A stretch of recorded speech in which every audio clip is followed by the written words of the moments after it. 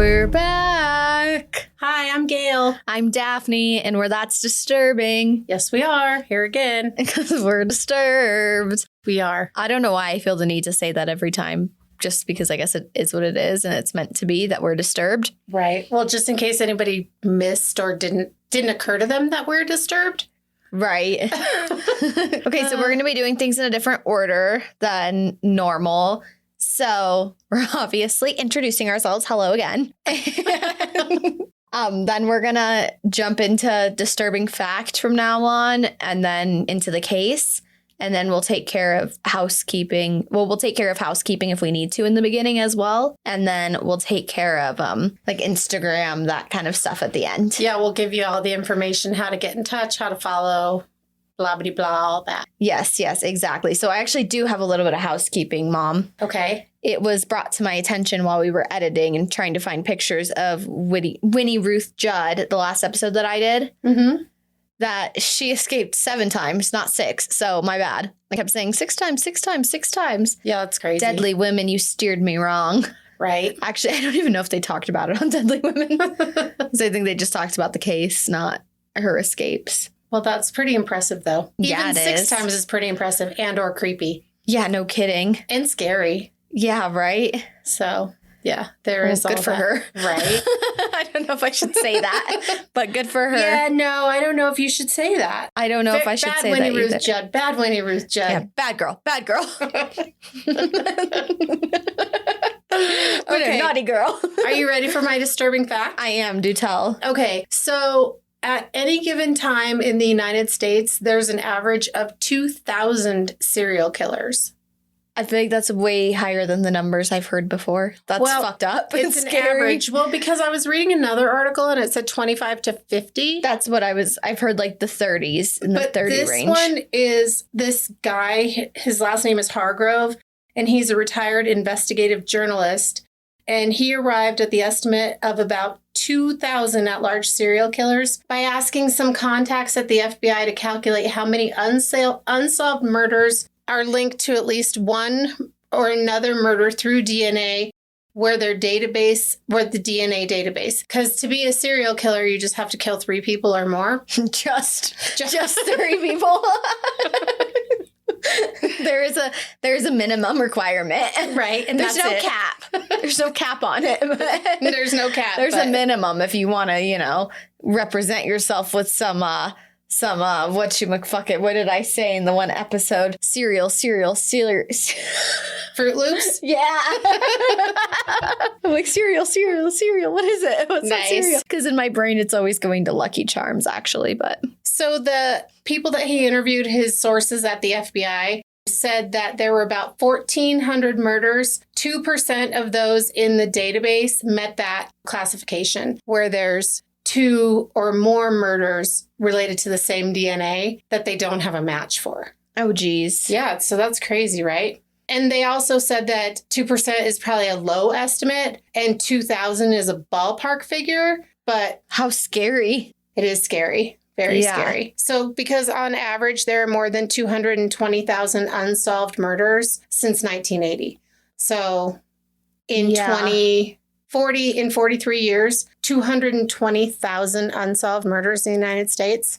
Jeez. That's a lot. So, and then in conjunction with that, what I was going to say, and then I just kept going on about that, is that the average person will walk past 36 murderers in their lifetime. Okay, maybe that's what I've heard, is that's how many people you walk, or how many people like you will have interacted with or something who are serial killers or murderers or whatever. Isn't that crazy? Yeah, I could totally see some kids I went to high school with being murderers.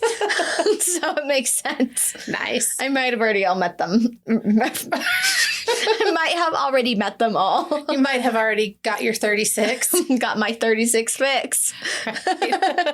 No, I feel like, okay, here's the thing for me, is that I feel like I'm trying to figure out how to like properly phrase this. I can tell by the look on your face. Today's episode is a ghosty episode, and like I feel that the layers that ghosts live in, whatever dimension they live in, is different than like demonic layers. So I would say that people definitely scare me more than like the ghost layer. Oh, no kidding. Yeah, I don't know necessarily about like the heaven and hell layers. But Or like poltergeists because they're super strong. yeah. Yeah. Yeah. So just your regular average run-of-the-mill spirit isn't really... Yeah, like the Stanley Hotel kind of spirits. Right. Or what we're going to jump into today is not as scary as the thought of people.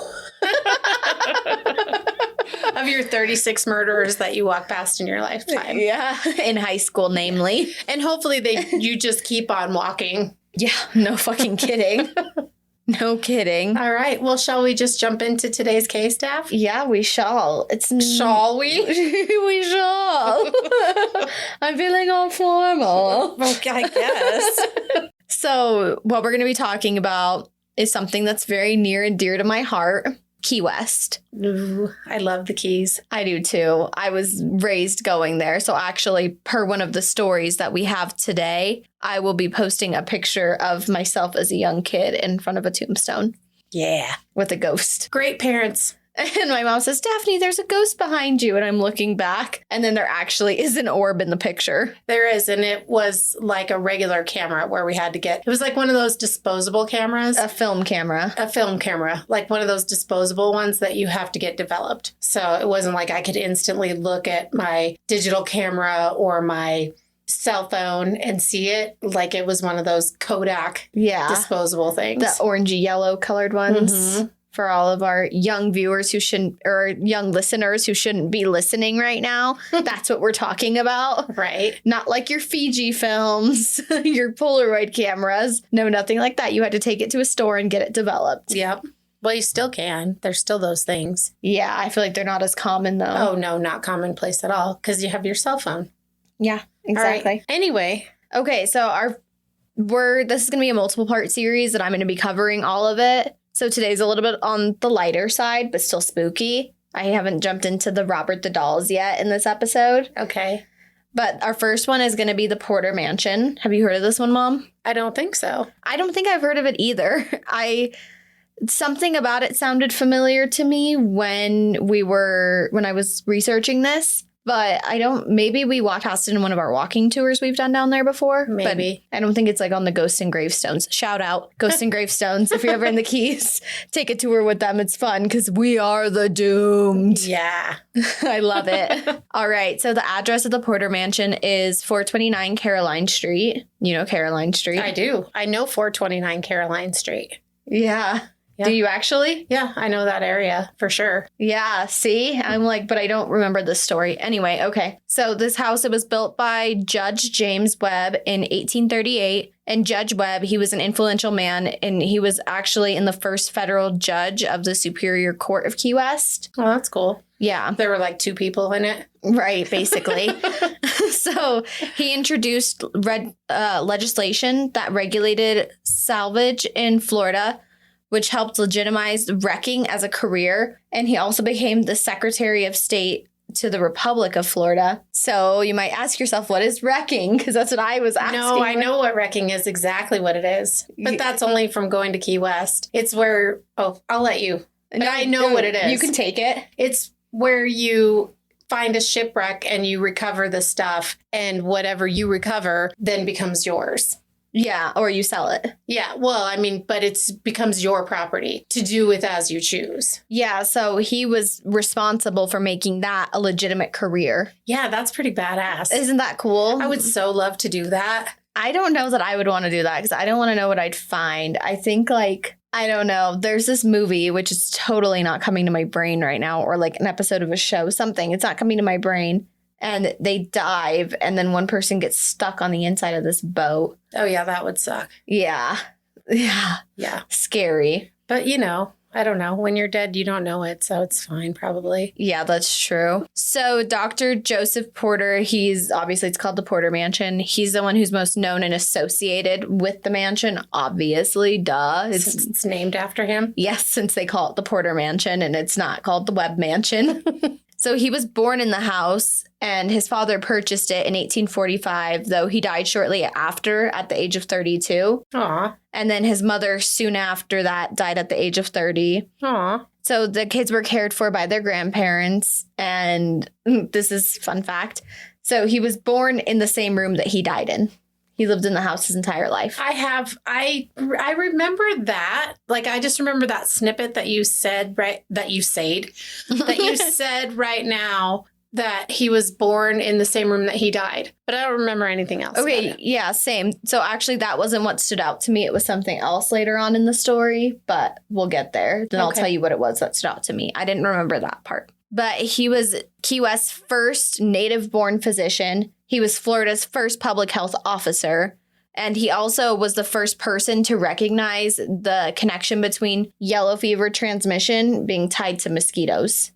Oh, pretty impressive. Yeah. Yeah. Like, he has quite the resume. So I believe it said that his parents died of yellow fever. So basically what it was saying was that he like turned his anger into his passion. His tragedy into a career. Yeah, basically. So the house was originally built with 2 stories, but Dr. Porter and his wife, Louisa Curry, they added a 3rd floor in 1870. They also added small balconies with Victorian trim, a wrought iron on it, sorry. Wrought iron, And hey, then, I have a quick question. Is she from the Curry Mansion family? I don't know, actually. I didn't look that up, but I know I want to talk about the Curry Mansion in an episode. Don't you worry. Okay. But you know what? I actually should add a note right here. Sorry if you can hear my typing. Tippity tap, tippity tap. Yeah, I'm going to add a note right there to see, look up if she's related. Okay. So they added porches to the back of the home and a mansard roof and gable dormers to the tip of the house, just painting a visual picture of the house. Really beautiful Southern classic Key West style home. And we'll post a picture of it on the Instagram.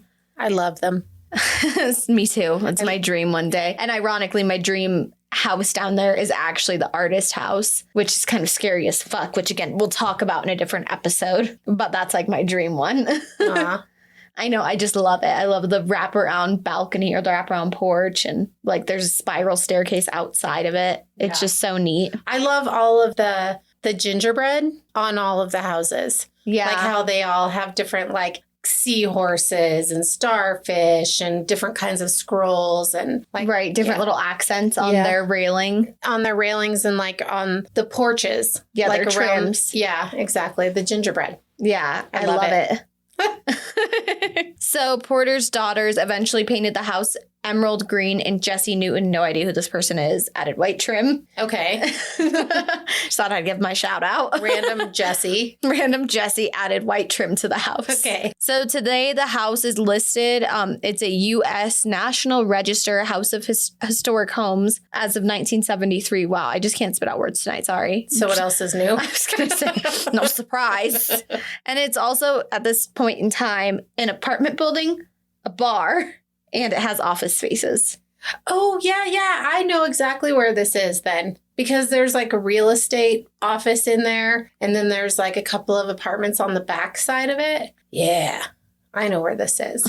Okay, so what we've all been waiting for. The hauntings. Enough about the history, Daphne, even though this is the part that actually I would say, I don't think it's the part that I like the most, but I really enjoy it. Okay. I get that. So enough about that. On to the hauntings. Residents report that they find coins stacked by invisible hands, and these coins are always really neatly arranged by unseen specters. Huh. And others witness Dr. Porter's poltergeist in full-bodied form. Some overhear chamber ensembles in vacant rooms, and they watch apparitions appear just to then disappear. So why do they say poltergeist? Because he's super active or what? Probably. Okay. Probably because he's super active. And then also wine glasses are always tossed around. Pints are just like half spilt over. Wow. That's wasteful. It is, right? That's alcohol abuse. It is. Especially in Key West. Yeah, no shit. So, frequently spotted on the first floor bar, Dr. Porter spooks ghosts and staff alike. He's known to toss wine glasses off of their racks and have them spontaneously shatter from time to time. And even pint glasses have been found split open on tabletops, tumbled about by unseen hands. And one bartender, they were like, I can't even work here in such close proximity to paranormal activity. So they quit like real close after being hired. Aw.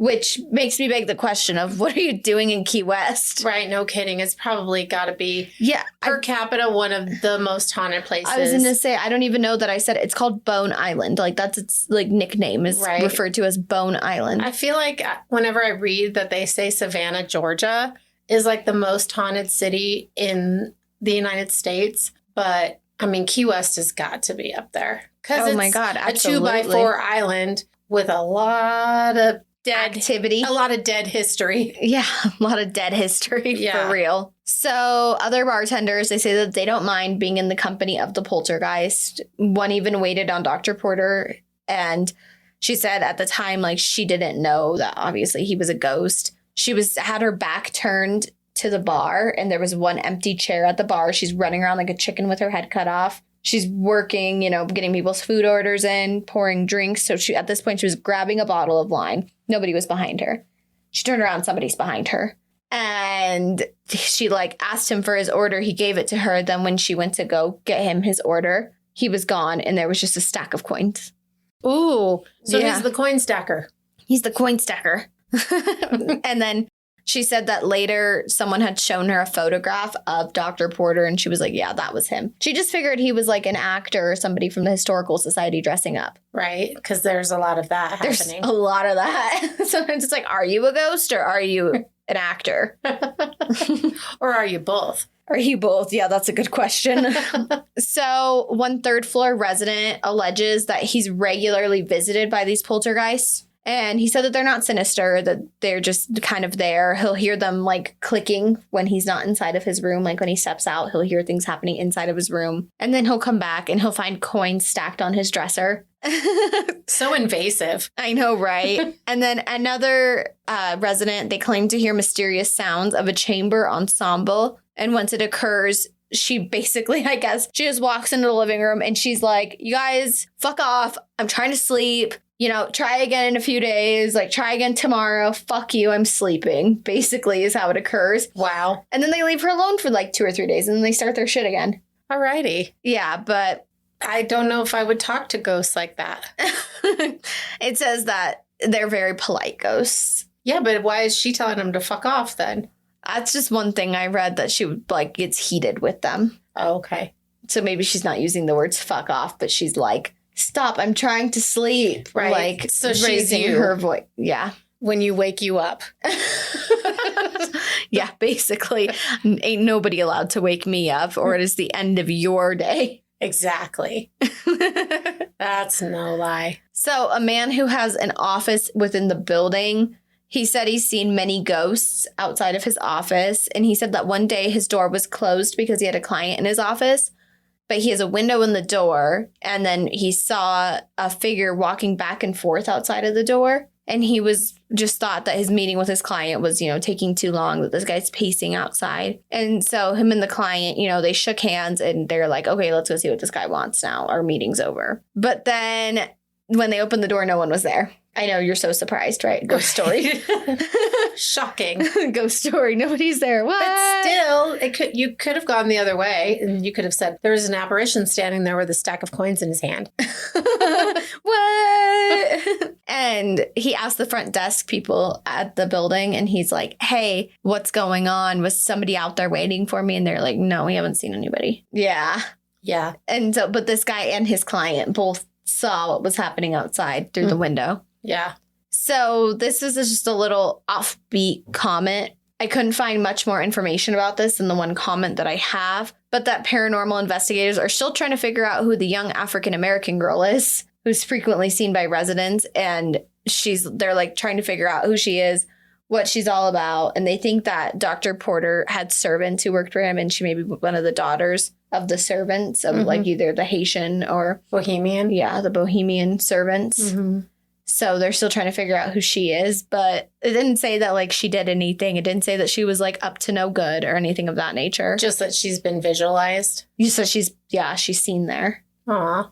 I don't know why kid ghosts are sad. I mean, I do know why. Kids that die too young. Yes. Yeah, that is why. Okay. Well, that wraps up the Porter house. I like it. Yeah, it's kind of creepy. Okay, so what I was going to say to you was that the coins, that was what was familiar to me about that whole story, was the coins. Yeah, I think that stands out to me too. But I just remember, because how random is it that you would be born in the same room that you would die in? Yeah. I mean, how many people could say that? Dr. Porter. Just Dr. Porter. Just Dr. Porter. Okay, so our next one is the Audubon House and Gardens. Oh, I love it. Yeah. It's so beautiful. Yeah, except for I did not know it was haunted. I didn't know it was haunted either. Yeah, well, I mean, fucking surprise, surprise. But Right. I was going to say, but I feel like probably everything in Key West has some kind of attachment. spirit attached to it for sure. Yeah, absolutely. So I found this story, which isn't a very long one, but a good one, hopefully. Okay, a shorty but a goodie. A shorty but a goodie. It's at 205 Whitehead Street. Oh, I know where that is. Yep, exactly. Well, where plus that I know is. the Audubon house because the gardens are so they're lush Yeah, and gorgeous. they're beautiful, well maintained. Yeah. You're going to post a picture of that too, yeah? Yeah, of course. Yeah, of course. Okay. That's the only thing I didn't get to on the Google search when I was taking screenshots of everything. So the house was built by Captain John Geiger. I think that's how you say it, Geiger. yeah. I just psych myself out every time I'm going to say names. Geiger, and he built the house in 1846 for his family, which would be his wife. And okay, he either had 9 or 12 kids. All right. Like, I couldn't really find too much. Like, some said 9, some said 12. Well, maybe he had 12 and only 9 left or something. Maybe that, yeah, it could be because something we're getting into. Because Anyway, it's 1846, yeah. right? So the family lived there for 4 generations, so over 108 years. Wow. And there, a lot of things took place in that house, marriages, births, deaths. So it said that it still has a lot of its previous occupants walking the halls. Well, I think if I died there, I might not want to leave either. Yeah, it's beautiful there. Yeah. So William Bradford Smith, who's the last descendant to live in the house, he was known to be a recluse. He lived in the home alone for about 25 years. It said that he's still there on the property, the last place where he was with his entire family, and many people feel his presence on the 3rd floor. And according to paranormal investigators, he's not the only remaining resident, that there's voices of young kids, and they've been captured by EVPs as well. The sightings of a young girl on the 3rd floor and the occasional tap or tug by Charles, who is the Geiger's youngest child. They say that they also think that Geiger and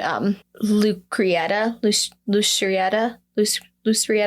don't know. I can't see because you're way over there. Lucretia. We're trying to cut down mic noise Lucretia. by sitting real far from each other. Lucretia. Okay. I'm going to go with that. Sure. I don't know if that's right or wrong or not, but we're going to go with that. Apologies. Is No that his wife? disrespect. Yeah. You could call her Mrs. Geiger. I could call her Mrs. Geiger. Except for this next part of my story, I have to say her name. Okay. Well, good luck with that. So this is a quote from a book it's called The Ghosts of Key West, and it's by David Sloan, which my mom has had for 100 years. Wow. Way to age me. So standing on the steps, a mere 4 feet. Shit.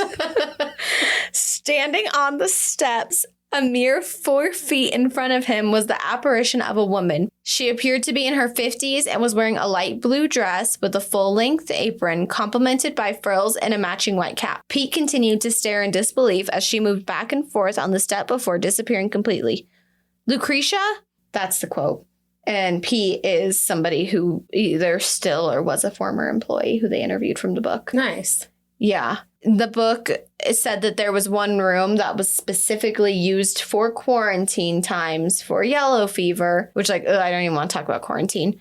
But they used it for yellow fever, not the Kenora. Right, not the Kenora virus panorama. Uh-huh. So it said that room had a lot of people die in it, unfortunately, including one of their sons who there may have been sons from yellow fever or children from yellow fever that have passed away in the room as well. But one of their sons who fell out of an almond tree passed away in that room. Aw. And they also believe that this might be the little boy who they frequently see within the room. God, that's... And this room is also a death. full of like antique toys and things as well. Nice. This room. So it caters to children and children ghosts. Yes, exactly. So by 1958, the house had fallen on hard times, and the new owners were actually going to demolish it and build it into a gas station. Did you see my jaw dropping over here? A fucking gas station? Yeah.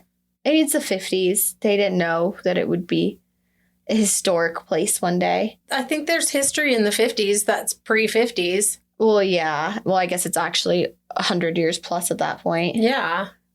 But still. 112 years old. I just think gas station and that beautiful garden, like, what the fuck? Right? Yeah. No. Yeah. Might as well just put a Kentucky Fried Chicken or McDonald's or something. Like. Well, you know what that made me think when I read that? That how many other places were demolished to put up, like, Duval Street, for instance. I mean, I'm sure, well, actually, I know for a fact some of those buildings have been standing for a very long time and were some of the original buildings there. Mm-hmm. But, like, towards the, like, entrance of the island, like, what was there before? You know, where there's the Taco Bell up there now and the Marriott Hotel. Like, what was there before that? Probably not Taco Bell and Marriott. Right, probably these beautiful old homes with the gingerbread trim. Right? Fucked up. Damn it. I mean, I guess if it weren't for hotels, we probably would have never been able to visit there a million times. But I still feel upset about that. Okay, anyway, I'll move on. And tangent. And tangent. Stop tearing down history. Mitchell Wolfson Sr., who was a Key West native, he had moved away from Key West into, like, the Miami area. And then somebody told him that the house was purchased and was going to be demolished. And so him and his foundation, if you will, his, like, group that he owned, ended up actually buying the house because he was local there or originally from there and was like, I need to keep this house. I need to, like, you know, make it amazing again. So he restored it. And it took 2 years to restore it, which in that time they added electricity to the house. And then they opened it up as the Audubon Museum. Nice.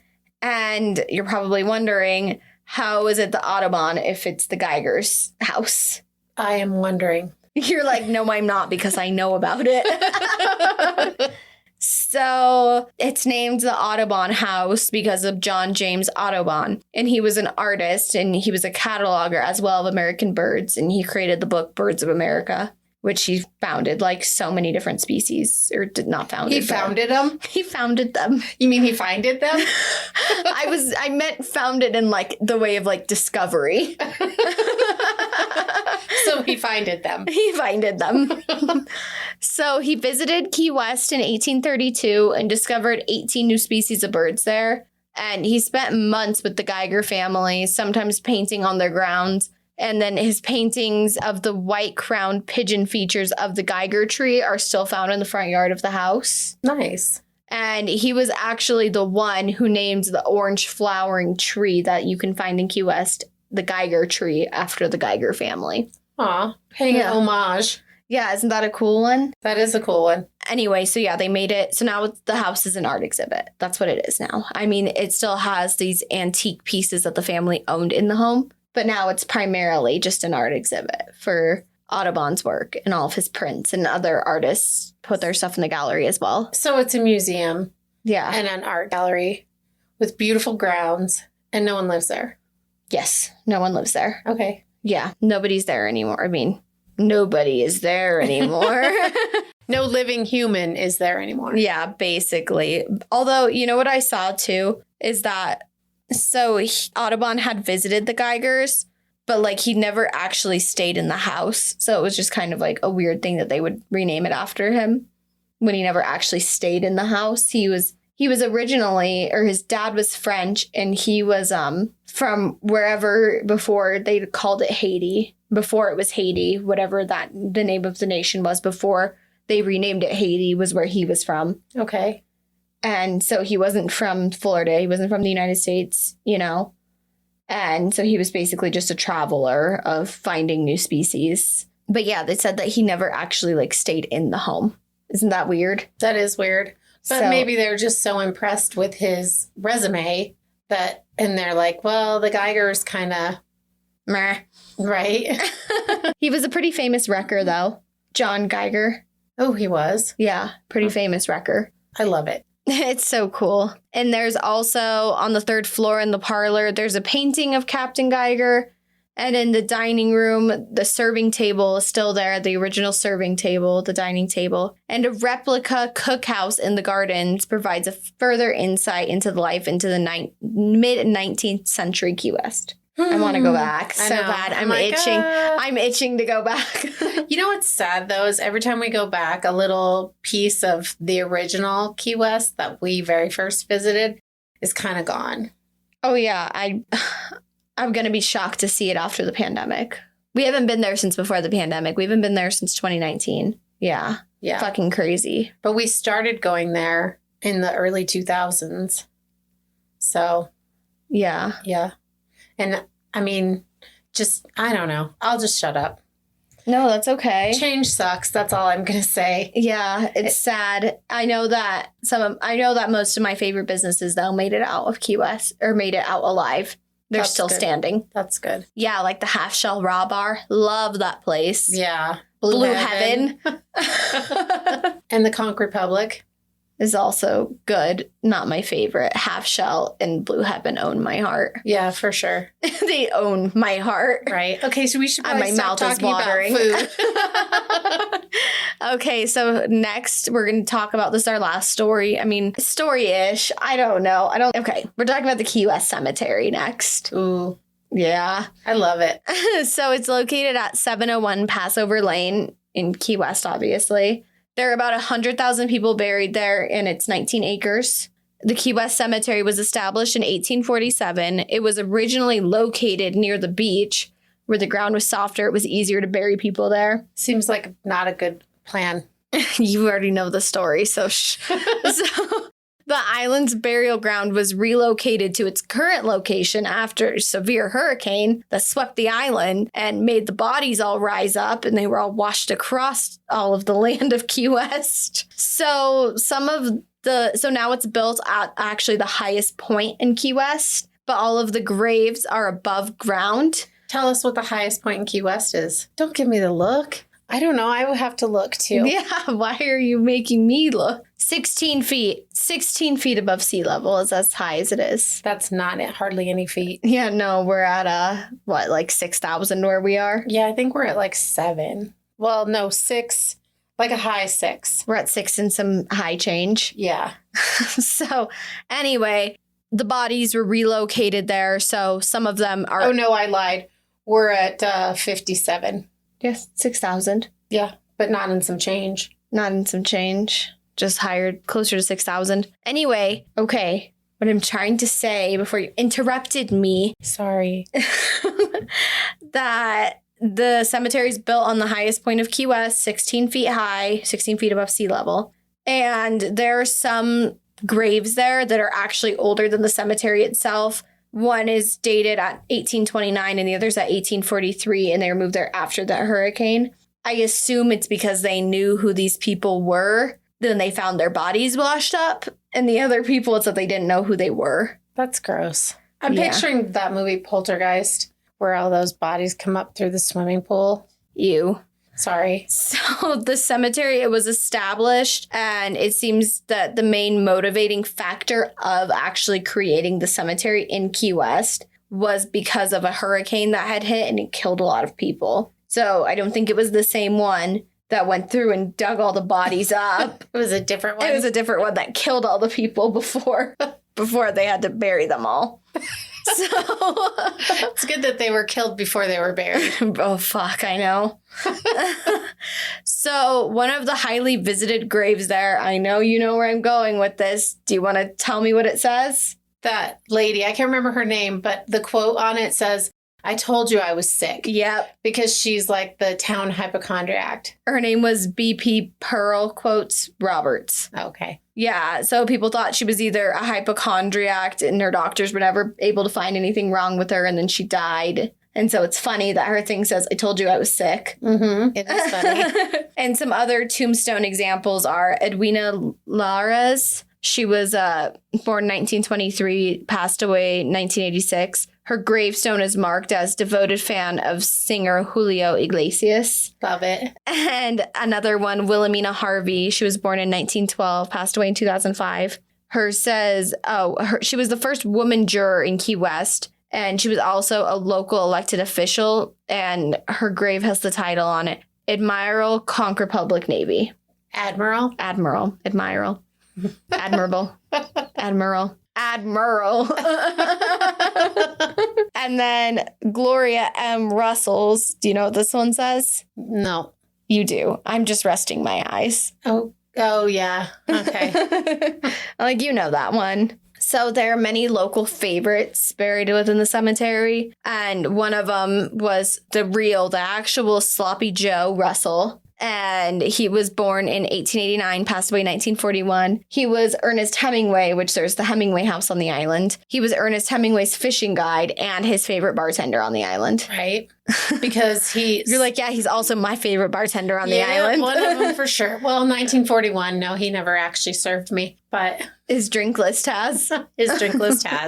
So there's many soldiers that are buried there, and they have a monument going towards the USS Maine that exploded in Havana, where 260 soldiers were killed, and this happened in 1898. And 24 of those dead are buried here along with other veterans. Oh, my thing got cut off. 24 Spanish-American War veterans are buried there as well. In Havana, Cuba is where the explosion was? Exploded in Havana Harbor. Okay. Yeah. Which is 90 miles from Key West. Yeah. So they brought them home. Right. They brought them back home. And also, I read this as well, which I didn't know. And actually, I don't think in my brain, if I could point, like in my memory loop, I don't know if I could point this out. I could probably easily walk myself back to smack the desk. I could easily walk myself back to the I told you I was sick grave. But I can't picture in my mind where this grave is, where the memorial grave is with the 260 and then the other 24. Yeah, I know where it is. It's like on the outskirts. But it's surrounded by wrought iron that was brought in from Washington, D.C. to keep these guys like peaceful. Nice. Yeah. Yeah, I know where that part is. It is definitely a section unto itself, and it's like on the outskirts, on the edge. Right. So the cemetery has a lot of dedication for veterans and just other people who have like served the country and the Conch Republic.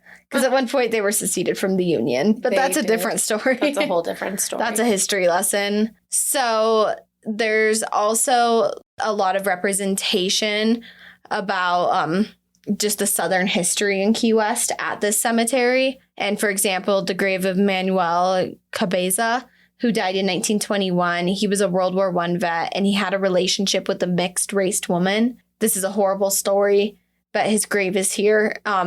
He was tarred and feathered by the KKK for it. And then in retaliation, he shot and killed one of his persecutors on Duval Street on Christmas Eve, 1921. The next day, the posse removed Cabeza from jail and lynched, and then they shot him. So horrible part of the history of Key West, right? Yeah. Or just the South, of the United States in general, right? Right. And unfortunately, it seems like but yeah, just horrible story. But his grave is there so people can come, Well, and of course, the sheriff's department had to be in on it if they were able to get him out of his locked cell. Yeah, absolutely. Yeah. Absolutely. The hanging tree right outside of the jail in Key West. Yeah. I'm going to talk about that in an episode too. I want to deep dive on all of these. It might be a freaking 10-part series over the course of the next year. Who knows? Okay. But I love it. I love it. Me too. So much. I know you've heard all these stories before, but not everybody has. It's okay. So yeah, unfortunately, a horrible story, but yeah, his grave is there. It's a nice declaration to him, if you will, because it's a horrible story of what happened to him. It is. So Key West Cuban heritage is also very strongly represented. And there's a section devoted to those who fought and died in the 1868 Cuban Revolution there. And that were Cubans or were Americans? I think they were American. Okay. Or Cuban. I don't know. But they fought in the Cuban Revolution. It doesn't say their heritage. Well, if it's a Cuban section of the cemetery, then probably they were Cuban. Maybe they were Cuban Americans who fought for America. Maybe. So then we also have, this is like a whole half an episode that it's going to take up for this story. But the story of Count Karl von Kossel. I'm saving it for later. Yeah, you should. It's a whirlwind of one. But the person who is the main part of that story's tomb was in that cemetery. Her original location was in that cemetery. Yes. And then travelers from the Bahamas would often come to Key West in order to make a better living or, find a spouse within America. It's a quick, easy travel. I mean, it's 90 miles to Cuba. Mm-hmm. Not that far off from other islands in the Caribbean. So it has a really high immigration rate in Key West. So one of the ghosts of the cemetery is a Bohemian woman. Tour group staff members and visitors have said that they have seen this woman in the cemetery during the day and the night. This ghost is unlike other ones because, she's angry and she's mean. And we've talked about really kind ghosts. So she gets very mad when visitors sit down on tombstones or if they walk across graves in the cemetery. So people say that she's mad because, these people are disrespecting the dead. She's definitely like the keeper.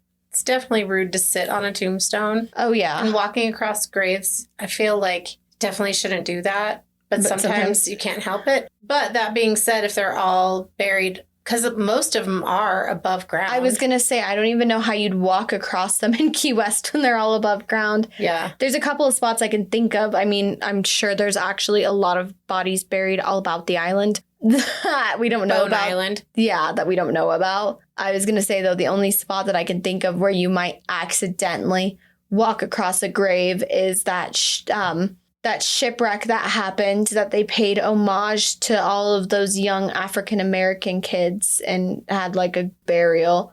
And there's a declaration for them there, but it's on a beach somewhere. It's not in the cemetery. Yeah, it's by Smathers Beach. But it was because when they were building Smathers Beach, they found them. They found their bodies. Yeah. And so they were doing when they were surveying the land and using the surveying tools that kind of tell you the depth of stuff. And then there were all these bones. And I think there's 9 of them.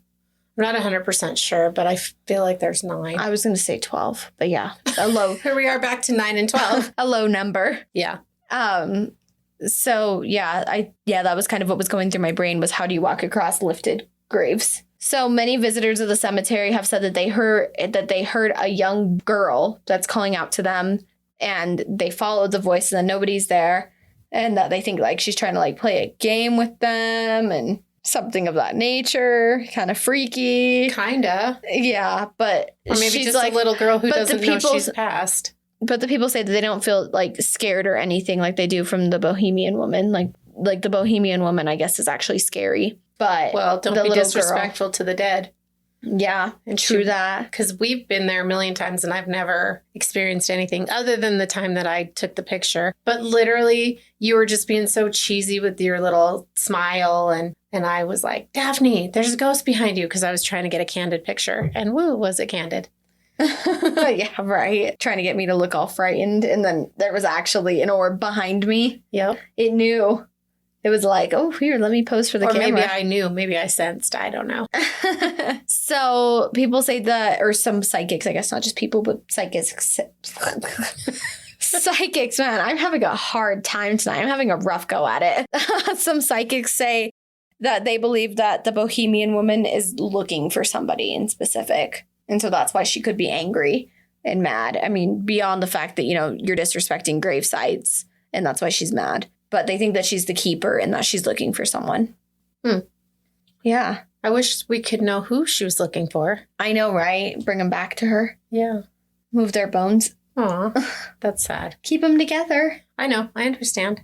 Yeah. Is that it? That's it. That's all I have today. Thank you. I'm sorry I cut you off right at the end then. That's okay. That's all good. Okay. Well, thanks. I liked it. Yeah. I feel like, actually, I was trying to remember. I feel like it was so in one ear and out the other, because I know we've driven by the Porter Mansion in the Ghosts and Gravestones tour, but I feel like it's so in one ear out the other. I just remembered the change part of it. Maybe I do remember the born in the same room, died in the same room, because I have heard that before. I just don't know where that came from. Mm-hmm. And so it's very likely that it came from this, more likely than anything else. Yeah, for sure. And next time we're going to give us a scary one, yeah? Yeah, next time I'm going to give a scary one. So this is Key West Ghost Lite. Lite. light version. Then we'll go like light medium. Then we'll go like medium. Then we'll go medium hard. Then we'll go hard. Then we'll go like extreme sport ghost. Well, I'm waiting. I'm ready. Yeah, a lot of them are really dark to dive into.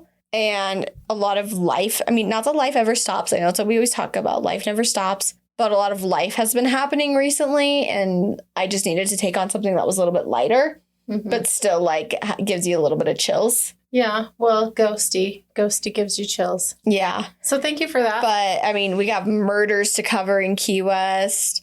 Aside from the murder that we covered about Manuel, we have haunted dolls, a lore story. We have about why the ceilings are painted the way that they are. Mm-hmm. Yeah, so don't be looking up any of this shit, okay? I want to bring it to you. Don't do it. You heard it here first, folks. Yes. All right. Well, that's it. So I guess our adjustment to our schedule, follow us on Instagram at That's Disturbing Podcast. Hit our Gmail up. That's disturbingpodcast@gmail.com, or our website, which I spent many hours and days building for you fuckers that nobody wants to send me a case request form. Instead, they're like, oh, let's DM it to them. I mean, actually, I appreciate the DMs. Right. Don't call our listeners fuckers. But like, just do it. Just fucking send the case request form. It makes me sad. Do I need to delete the website? I don't know. We'll give it the full year that we've paid for. Yeah, we'll give it the full year that we've paid for. I don't know. When does it expire? Like October, November? Anyway, yeah. I would just really appreciate just one case request form. Actually, that's not true. Patty sent a case request form. Oh, yay. We got one. Yeah. We have one case request form from a friend. Yeah. So that's cool and great and all. It is cool and great and all. But I would like more than one. Yeah, that's no kidding. All right. Thank you, guys. Have a good night. Take it easy. All of those things. Yes. Good night. Bye-bye.